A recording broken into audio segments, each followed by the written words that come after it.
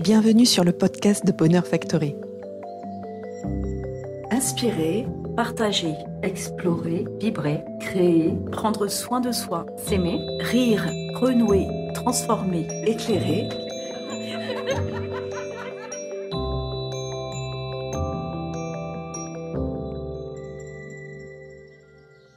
Patrick Gianni est un astrologue humaniste avec lequel nous avons plaisir d'échanger régulièrement pour mieux comprendre comment l'astrologie, cette formidable science humaine, peut être utilisée pour mieux décrypter les événements du moment et s'adapter dans les meilleures conditions à ce qui nous est proposé. L'astrologie nous rappelle que nous faisons partie d'un grand tout, d'un système planétaire au sein d'une immense galaxie remplie d'étoiles et que cet univers dont nous faisons partie avance selon un plan précis. Nous, les humains, nous appuyons depuis la nuit des temps sur la lecture de ces alliés d'évolution que sont les planètes et les étoiles pour mieux comprendre ce qui se passe d'un point de vue énergétique et quantique. Vous offrir cette émission astro enregistrée à distance fait partie de ces petits moments de bonheur essentiels que nous aimons partager avec vous au détriment de la qualité du son.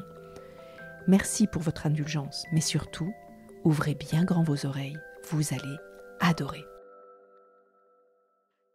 Bonjour Patrick. Bonjour Céline, ravi de te revoir. Également Patrick, ces moments sont toujours des moments de pur bonheur avec toi et j'adore échanger sur tous ces sujets parce que tu m'éclaires, comme je te l'avais déjà dit, j'ai le sentiment d'être astrologue un petit peu quand on discute ensemble. Alors c'est vrai qu'on a organisé cette interview spécifiquement par rapport au fait que nous organisons une conférence où tu nous fais l'honneur de ta présence à Marseille afin de nous éclairer sur l'évolution de notre Terre qui, depuis son entrée dans l'ère du Verseau, nous propose ou même nous impose de grands changements pour faire évoluer nos consciences et co-créer un monde plus harmonieux. Donc depuis plusieurs années, le processus d'évolution de nos consciences s'accélère et tu nous offres régulièrement des posts sur ta page Facebook qui éclairent les aspects astrologiques pour expliquer les effets ou les réactions énergétiques de ce qui se passe. Il faut dire que l'année 2020 avait été annoncée comme une année de tous les rebondissements que nous ne pouvions même pas imaginer et on a bien été servis. Le 18 septembre 2020, nous organisons donc une conférence avec toi, donc à Marseille, je le rappelle, et c'est d'ailleurs un rendez-vous qui a été maintes fois reporté pour différentes raisons personnelles, puis aussi en raison du Covid, et à se demander franchement si tout n'était pas ainsi prévu, afin que ta venue puisse concrètement nous proposer des chemins d'adaptabilité pour mieux participer en conscience à ces grands bouleversements dont la forme ne pouvait être imaginée il y a encore 9 mois en arrière. Donc autant te dire que tu vas être très attendu à ce rendez-vous, Patrick, qui est organisé donc par Bonheur Factory, et que tu vas nous permettre, aux 2/3 donc de cette année 2020 que nous n'oublierons jamais, qui restera vraiment dans nos annales, ce que les énergies cosmiques nous proposent afin de nous brancher au mieux, de façon harmonieuse et solidaire, sur le temps sacré. Car c'est ainsi que nous allons appeler cette interview, alors que nous sommes déjà à plus de la moitié de l'année. On va intituler cet échange « Soyons patients et branchons-nous tous sur le temps sacré ». Je ne suis pas astrologue, comme la plus grande partie d'ailleurs de nos auditeurs, car cela va me permettre de te poser des questions toutes simples pour des réponses qui sont aussi toujours simples et accessibles parce que c'est aussi ce que tu inspires. Donc, parlons tout d'abord de ce qui se passe là, maintenant, notamment avec ce carré Mars-Mercure qui nous invite à être dans l'action, à prendre, semblerait-il, des décisions et en même temps à le faire tout en ayant conscience que l'on marche sur des œufs ou sur des braises ardentes. Peux-tu nous en dire plus ? Sur des braises ardentes est le mot, puisque Mars en bélier dans un signe de feu, et effectivement, quand Mars rentre chez lui, n'oublions pas qu'il est chez lui, donc c'est positif aussi. Ce Mars en bélier, signe de feu, nous invite à passer à l'action. Chose que nous n'avions pas fait depuis que Mars était rentré dans le signe des poissons, c'est-à-dire depuis le 13 mai, oui c'est ça, depuis le 13 mai. Donc effectivement, depuis ce temps-là, on était un petit peu dans l'expectative, se demandant qu'est-ce que nous pouvions faire dans cette période de déconfinement. Chacun a été pris par ses problèmes personnels, ses états d'âme personnels aussi, puisque ça a été perturbant pour beaucoup de gens, hein, mis à part certaines personnes qui, comme la plupart des personnes éveillées, avaient senti le vent venir et s'étaient donc rapprochés de leur être essentiel en se disant encore une belle épreuve que nous envoie l'univers, on va essayer d'assurer, voilà, et de relever le défi. Voilà, mais pour la plupart des gens, c'était assez déstabilisant.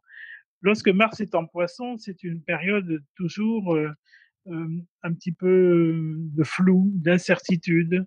Mars n'est pas à l'aise dans ce signe, c'est un signe d'eau. Alors imaginez Mars, qui est une planète de feu, entrant dans l'eau. L'image qui nous vient tout de suite, c'est l'image du forgeron qui trempe le fer brûlant et incandescent dans l'eau. Ça fait beaucoup de bulles, mais pas grand-chose en fait. Hein, voilà. Donc il n'y a pas beaucoup de résultats. Alors que lorsqu'il sort du Poisson et qu'il entre dans son signe de prédilection, le Bélier, alors là, il est tout à son aise parce que c'est comme si les portes s'ouvraient tout d'un coup. Voilà ce que je vais faire, voilà ce que je peux faire, hein, pour la plupart des gens, mais surtout pour les premiers, les natifs du premier décan du Bélier. Là, vraiment, il y a une énergie de feu qui se concrétise. On passe à l'action, on est plein d'idées, tout nouveau, tout beau, hein, c'est vraiment le signe de Bélier. Le problème qui se pose, c'est que dans le même temps, Mercure, lui, est rétrograde dans le Cancer, en carré, donc en dissonance avec ce Mars. Et là, Mercure en Cancer, c'est la communication avec les gens de la famille, avec des frères et sœurs, avec des amis, les problèmes que l'on a avec les enfants, par exemple, etc. Donc, on peut voir que il y a une dissonance entre le fait d'agir, purement action, Mars Bélier, et Mercure en Cancer, qui est la communication, qui est de dire. Alors c'est intéressant. Ouais, c'est intéressant voilà. Parce que est-ce que ça voudrait dire que des gens, en fait, parce qu'avec ce qui s'est passé, on a envie d'agir, on a sûrement envie de créer des nouvelles choses, mais en même temps, est-ce que ça serait pas aussi une période où eh bien, on va s'opposer à certaines personnes où justement, tu sais, d'avoir des avis différents, en fait, et donc qui va inviter à la communication au lieu de fuir, au lieu de ravaler tout ça. Et voilà, tout à fait. C'est-à-dire que malgré ce désir d'action et de prise d'initiative, on est obligé de tenir compte de l'avis d'autrui, de nos proches. D'accord. Hein, oui, et c'est pour cela que ça pose un petit peu problème en ce moment. Alors, ça peut occasionner des retards, justement. Ça peut occasionner des malentendus, des situations où on ne peut pas agir alors qu'on voudrait le faire. Et comme Mars, c'est l'action, j'agis, et Mercure, c'est le dire, eh bien, on ne fait pas toujours ce que l'on dit ou l'on ne dit pas ce que l'on fait. Je ne sais pas si je veux bien me faire comprendre, mais c'est comme ça. Ce sont des situations où on a à tenir compte des uns et des autres, à être à l'écoute avant tout. Voilà. Donc, ne pas foncer tête baissée. Ça veut dire des conciliations, un peu des concessions, de trouver des compromis, des quoi, en fait. Voilà, de trouver des compromis et tout ça, de discuter, d'échanger, pour que ça soit une co-construction, quoi, en fait, d'une certaine manière. Exactement. Et cela demande du temps. Et c'est pour cela que le titre que nous avons donné à cette émission est vraiment bien. Ça tombe bien à propos parce que nous avons à nous caler sur le temps sacré. Alors, qu'est-ce que le temps sacré? Parce que ça paraît un peu pompeux comme phrase, mais c'est tout simplement être dans le flux. Être dans le flux de la vie, être dans ce que la vie nous amène à vivre, à expérimenter dans l'instant présent. Et Dieu sait si on est vraiment dans l'instant présent avec Mars en Bélier, puisque c'est vraiment le le moment où on agit spontanément, avec notre intuition, mais aussi avec notre dynamisme, notre volonté de sortir de cette zone de confort dans laquelle on était un peu trop entré durant le confinement, hein, et même après le déconfinement. Voilà. Donc là, on passe à l'action et on se dit, d'accord, mais est-ce que c'est le bon moment? Et effectivement, on peut se poser la question pendant ce mois de juillet. On peut, tout et chacun est appelé à passer à l'action, parce qu'on ne peut pas rester dans l'inertie. Il faut agir, c'est vrai. Mais il ne faut pas agir n'importe comment. Il faut se poser la question, est-ce que c'est le bon moment? Alors le temps sacré, c'est, pour vous donner quelques exemples, c'est lorsque vous décidez de partir de chez vous, après être relaxé, par exemple. Vous ne vous pressez pas, vous êtes tranquille, vous fermez tout doucement la porte derrière vous en essayant de vous rappeler de qu'est-ce que vous allez faire exactement de cette merveilleuse journée. Et vous descendez et vous arrivez, vous allez prendre votre bus par exemple, et bien il arrive au moment où vous arrivez. C'est Oui, parfait. tout à Hein, fait. voilà, c'est le temps sacré. Parce Et que vous s'il êtes dans le n'arrive flux. pas, à ce moment, eh bien, on profite de ce moment pour faire autre chose, pour Tout à fait. voilà. Et donc juste accueillir ce moment où on pense qu'on a peur d'être peut-être en retard, mais peut-être qu'on le sera pas parce que justement on va accueillir ce contretemps comme sûrement une opportunité qui va se présenter et qui va nous permettre de faire quelque chose d'autre. Mais tout à fait. Et peut-être que pendant les 10 minutes où on attend ce car, eh bien, il y a une amie qui va arriver qui C'est dit ça, ah, ça faisait longtemps que je voulais te voir. Et voilà, exactement, c'est ça le exactement. temps sacré. C'est ça. Et c'est respecter vraiment ce flux que nous envoie la vie constamment et qui Mmh. est un flux naturel, tout Être dans comme la un fleuve, confiance. hein, Mmh. voilà, Mmh. un ruisseau qui va vers le fleuve. Il ne se pose pas de questions quand est-ce qu'il va y arriver. Il sait qu'il y arrivera un jour. Donc, de toute façon, il continue de couler. C'est Voilà. ça, exactement. Donc, soyons patients et Oui, agissons dans la co-création et dans la confiance. Donc, dans la confiance. Voilà. Voilà. alors, il semblerait donc qu'à l'évidence, Jupiter et Pluton ont mené la danse sur cette année 2020 et les voilà qui reviennent en chœur avec leur caisse amplificatrice des événements. Alors, Alors, raconte-nous. Donc, tu évoquais justement le retour de cette conjonction qui allait faire ressortir des peurs, etc. Donc, voilà, raconte-nous un petit peu ce qui se passe encore de nouveau avec Jupiter et Pluton. alors, il faut pour cela repartir un petit peu dans le début de l'histoire qui est Saturne-Pluton. Mmh. Saturne-Pluton en conjonction le 12 janvier de cette année, et qui a fait vraiment réveiller tout le monde, un énorme coup de gong. C'est vraiment le début de ce coronavirus. Oh là là, On n'arrive même plus à le allez, dire maintenant. allez, Le Covid, Covid, le allez. Covid, voilà, le virus, voilà. Tout d'un coup, la planète se réveille en se disant, il y a danger, il y a un danger. Effectivement, c'était une éclipse le jour d'une opposition Soleil-Lune avec Mercure, Saturne, Pluton exactement alignés, donc un véritable alignement. Hein. Un Souvent dans sacré les portail. posts, les gens disent il y a un alignement de planètes, mais c'est jamais vraiment un véritable alignement. Ça, c'était un véritable alignement, et tout le monde s'en souvient. Donc voilà, coup de gong, tout d'un coup, Saturne, Pluton alignés. Bon, très bien. Ça signe vraiment l'apparition de l'épreuve. Saturne-Pluton, c'est toujours une épreuve.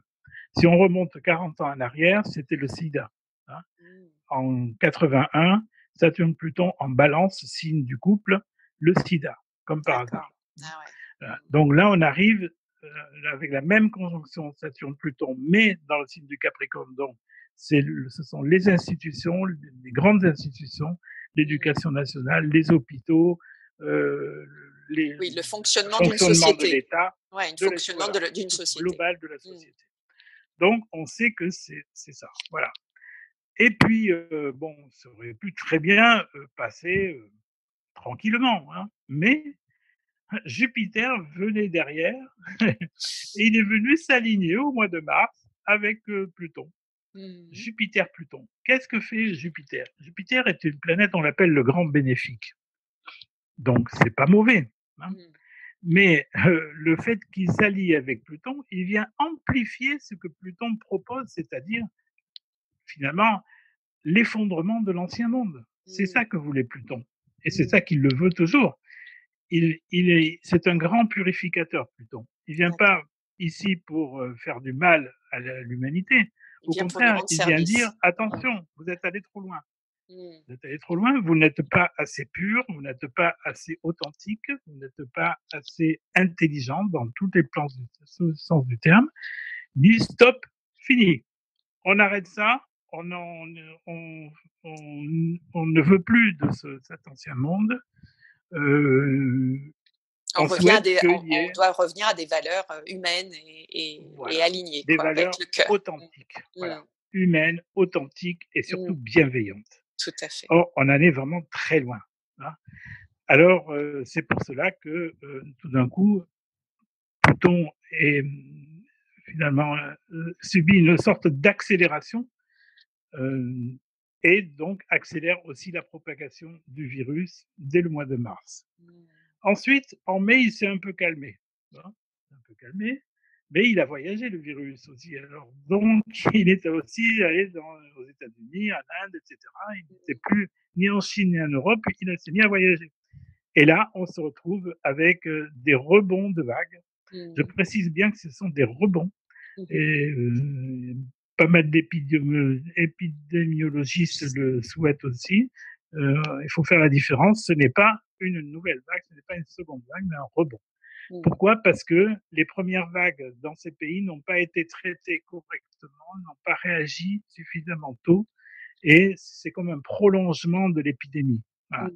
Ce prolongement de l'épidémie se poursuit depuis la fin juin. On le voit bien depuis justement la conjonction de nouveau exact de Jupiter-Pluton à 23 degrés du Capricorne et va se poursuivre tout le mois de juillet, puisque Jupiter et Pluton ensemble, euh, ce sont des planètes qui mettent longtemps finalement à se séparer les unes des autres. Hein. Elles sont vraiment en conjonction au même degré, quelquefois même à quelques minutes près de secondes, de degrés. Donc c'est vraiment très puissant.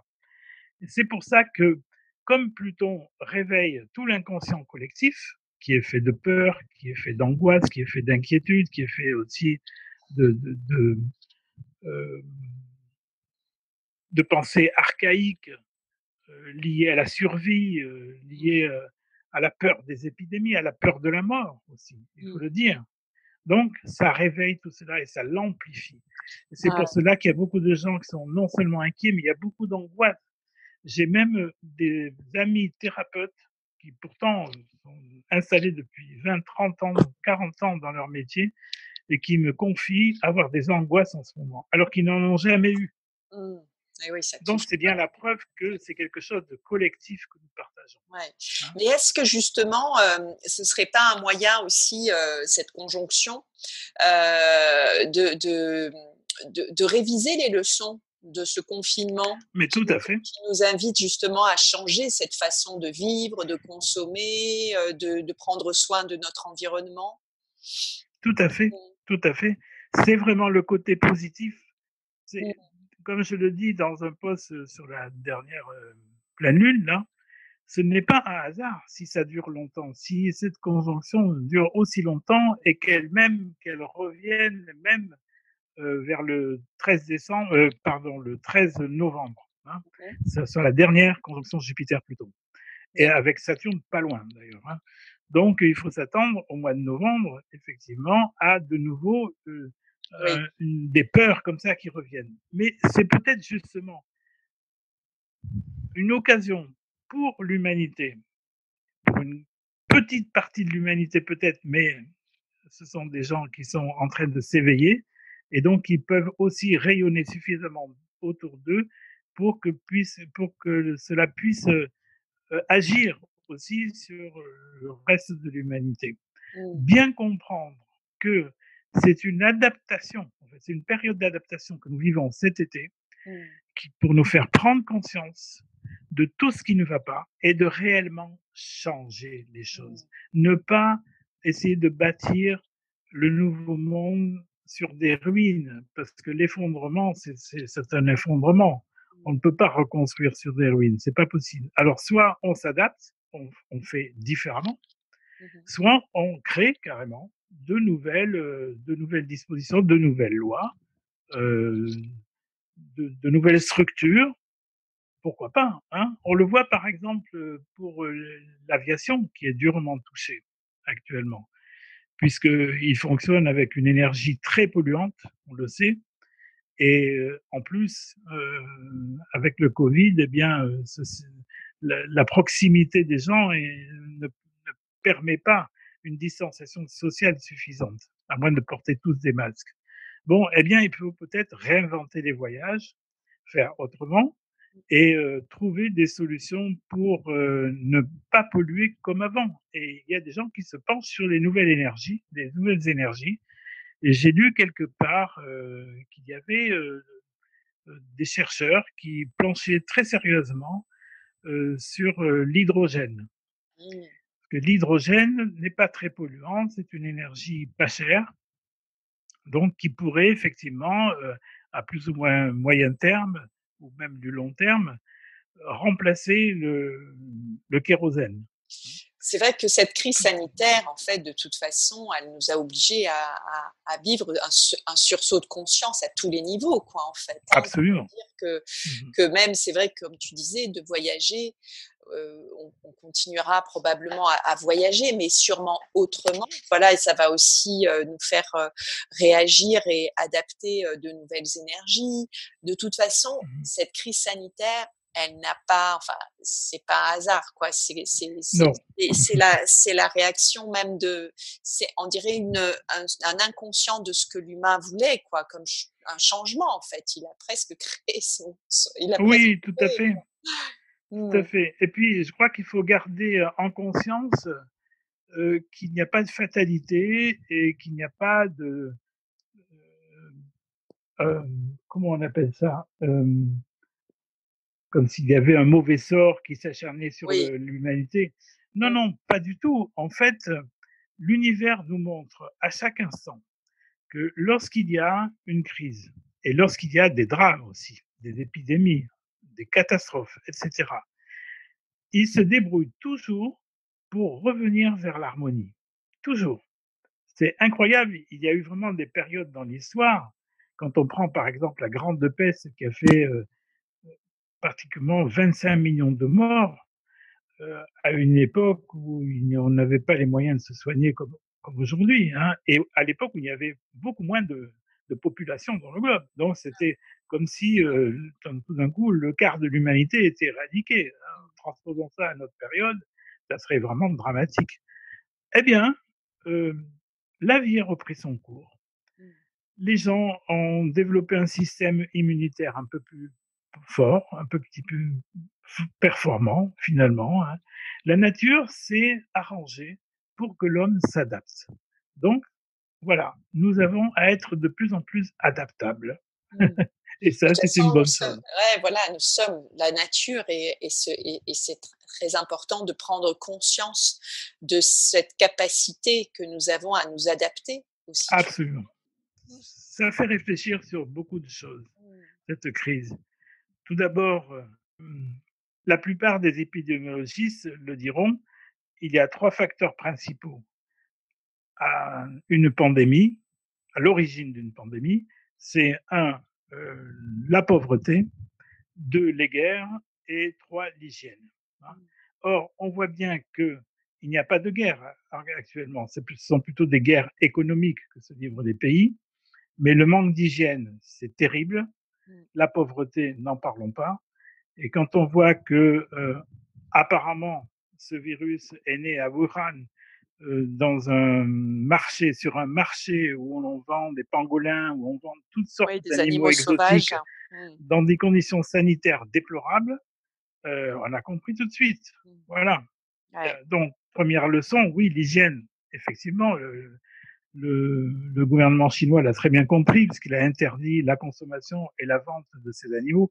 Bon, il y en aura toujours, hein, bien sûr, malheureusement. Là où nous avons des leçons à comprendre aussi, c'est le rapport qu'il y a entre les virus et les animaux, même les porcs, par exemple, en France. Ça aussi, c'est très très, c'est mis en avant par les épidémiologistes. Plus on aura de rapport avec la viande animale que l'on consomme, et plus on a des chances d'attraper des virus mutants. Mais oui, bien sûr. Donc peut-être que nous avons à réviser aussi cette notion Mmh. De consommation, hein. manger, voilà, Ouais, consommation tout à fait, animale. bien Voilà, évidemment. C'est consommation que animale.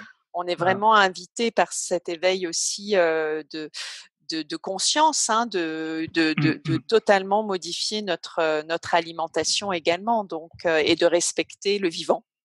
Voilà, Tout de à fait. respecter le Voilà. vivant. Donc D'ailleurs, j'ajouterais, oui, si tu veux bien, une chose importante, c'est que beaucoup de gens ont peur actuellement. On est vraiment dans la peur. Hein. On le voit quand on marche dans la rue, les gens sont vraiment affolés. Il y a beaucoup de gens qui portent le masque en permanence. Hein. Mais il faut bien réaliser que si l'on a un système immunitaire vraiment costaud, mmh, on ne craint rien de ce virus. mmh.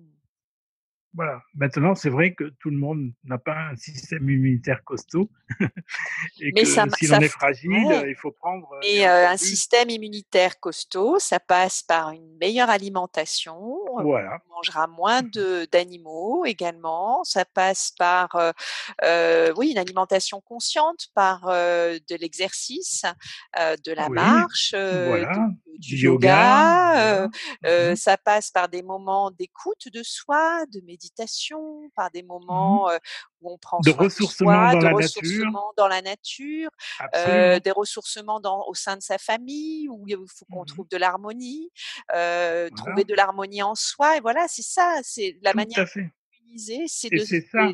c'est changer notre vibration, notre fréquence en prenant soin de soi. Voilà l'invitation que nous Mmh. propose Jupiter-Pluton. Voilà, il nous D'accord. dit, si vous arrivez à vraiment contrôler tout cela, à éviter les dépendances, à Mmh. être dans une sorte de, euh, pas une sorte, mais un esprit sain dans un corps sain, hein, Oui, comme le dit l'adage, eh bien, on ne craint rien. C'est vrai, on ne craint rien. tout à fait, exactement. Donc soyons patients et Oui, relativisons et aidons les autres à relativiser également parce que c'est aussi important d'accompagner les personnes autour de nous qui peuvent avoir ces peurs à oui, relativiser ces peurs également puisqu'on est, on bien a sûr. aussi besoin de se soutenir les uns les autres. Alors tu évoquais également que Vénus en Gémeaux, en trigone à Saturne, confirme en quelque sorte que les planètes accompagnent les femmes en ce moment pour qu'elles occupent des postes de plus en plus importants. Et on l'a vu d'ailleurs aux dernières municipales avec une femme qui devient maire pour la première fois à Marseille, À qui précise Marseille, que c'est ma voilà. ville et la ville de Bonheur Factory, une ville pourtant bien méditerranéenne. Je dis par là que la Méditerranée est connue pour avoir une culture assez macho. Macho, faut le dire, il faut le dire. Eh bien Donc là, voilà, voilà. nous Donc avons la est-ce que preuve. donc C'est Vénus en vrai. Gémeaux, donc voilà, raconte-nous un petit peu. Donc qu'est-ce qui se Alors là, passe c'est là? vraiment très ponctuel. Là, tout à l'heure, on Ouais. parlait des planètes qui sont très lentes. Et là, de manière ponctuelle, justement, au moment des élections, un petit peu avant, il y avait donc Saturne qui était au tout début du Verseau, qui s'apprêtait à rentrer de nouveau dans le Capricorne, Mmh. dans sa période de rétrogradation. Et il est donc en trigone à cette Vénus Gémeaux qui elle-même a été rétrograde. Donc c'est pas un hasard si elle est rétrograde, c'est qu'elle revient chercher une meilleure façon de communiquer finalement et Mmh. de communiquer dans le sens d'acquérir du pouvoir. Et là, l'occasion a été vraiment rêvée pour certaines femmes, et on l'a constaté, il n'y a pas seulement qu'à Marseille, il y Oui, en a bien sûr. aussi dans d'autres D'autres communes, villes. et surtout à Paris, avec Anne Hidalgo, Hidalgo, qui a été élue, et c'est vrai qu'elle est très réélue. positive. Deux de mes fils qui sont à Paris et qui m'ont dit qu'elle faisait un travail remarquable. Donc c'est vrai, il y a cette envie d'aller plus loin et surtout d'aller dans le sens d'un bien-être, d'une C'est ça. vie en rapport avec la nature, avec la santé, Mmh. donc l'écologie, bien sûr. Exactement. Donc la vague verte qui en résulte est aussi le fait de ce Saturne en Verseau, prise de conscience du pouvoir qu'on pouvait avoir sur les nouvelles orientations politiques, finalement, Saturne Verseau, en rapport avec l'univers des femmes, puisque Vénus en Gémeaux, voilà, en bonne harmonie. Et il faudra guetter effectivement le moment où Saturne reviendra à la fin de l'année, au mois de décembre. Il revient de nouveau en Verseau, après avoir rétrogradé un petit peu dans le Capricorne, il revient au premier degré du Verseau, et avec Jupiter cette fois-ci. Ah oui, d'accord. Donc, les honneurs. Et oui. Et là, il faut s'attendre effectivement à ce qu'il y ait des initiatives nouvelles qui iront dans ce sens. Et je pense que ça sera novateur et en même temps très apprécié de tout le monde, puisque ça sera, selon moi, la fin de la peur du Covid. Très bien. Donc vraiment, c'est toute l'année 2020 où on a été... Ah oui. On a vécu cette expérience du Covid, et donc si les choses s'arrangent à la fin de l'année, eh bien on aura vécu une année 2020 bien singulière, mais qui nous annonce sûrement des choses qui vont se construire sur les années 2021, 2022, avec probablement beaucoup de nouveautés, parce que c'est que cette année nous a tellement obligés à repenser les choses, que va se dessiner de nouvelles façons de construire ce monde ou de l'imaginer. Tout à fait, mais justement, on le construit en l'imaginant d'abord. Oui, tout à fait. C'est pour cela qu'avec les énergies du Verseau, une nouvelle ère commence. Vraiment. Tout à fait. Exactement. Écoute, c'était très intéressant d'échanger avec toi sur ces aspects-là, puisque cette interview a été faite aujourd'hui. Nous sommes le 7 juillet 2020. Donc, je rappelle que nous organisons une conférence avec toi le 18 septembre à Marseille, qu'il suffit donc de se rendre sur le site de bonheurfactory.fr pour réserver sa place. Donc, c'est un rendez-vous astrologique et humaniste, puisque tu es un astrologue humaniste. Et on a bien besoin de ce style de rendez-vous cette année, parce que tu vas bien sûr nous donner tous ces conseils pour nous adapter à ces périodes, à ces rebondissements. Ça sera avec plaisir, parce que vraiment, ça fait presque un an que doit se dérouler cette conférence. C'est vrai. Et vraiment, là, c'est vrai je sais que beaucoup de gens m'attendent, mais moi aussi, je les attends. Oui, avec plaisir.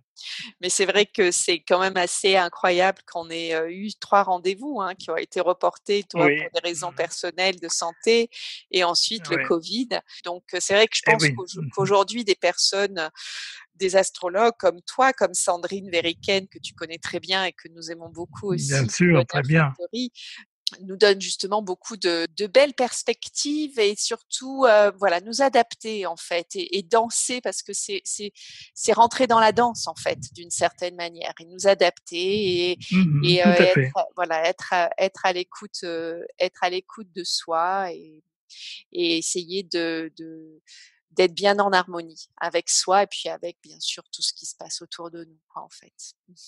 Et c'est essentiel. Essentiel.